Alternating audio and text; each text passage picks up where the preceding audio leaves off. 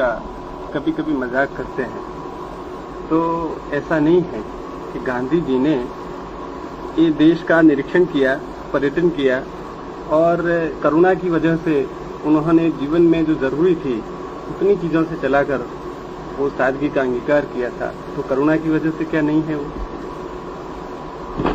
करुणा की वजह से हो या ना हो, इससे बहुत फर्क नहीं पड़ता।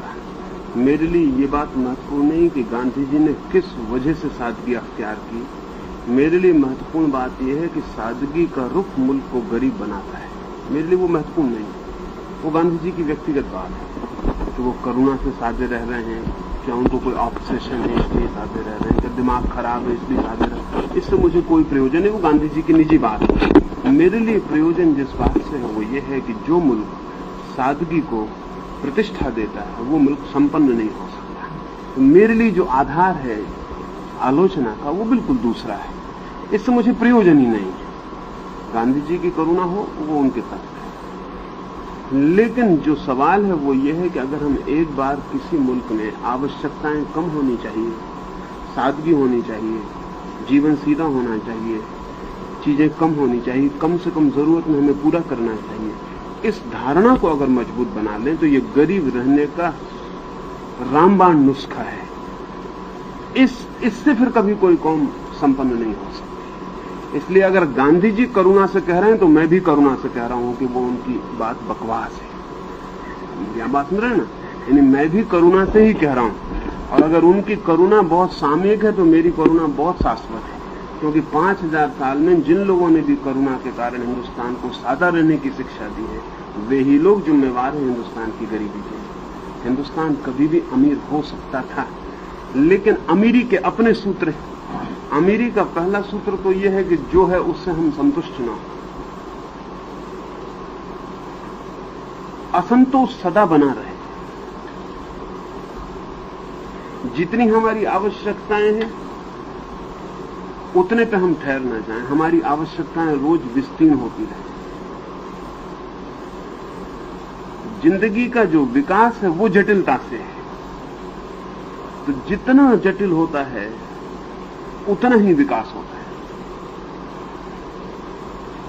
बुद्ध भी करुणा कर रहे हैं, महावीर भी करुणा कर रहे हैं, गांधी जी भी करुणा कर रहे हैं, सब करुणा कर रहे हैं। ये मुल्क मरा जा रहा है, उनकी करुणा महंगी है।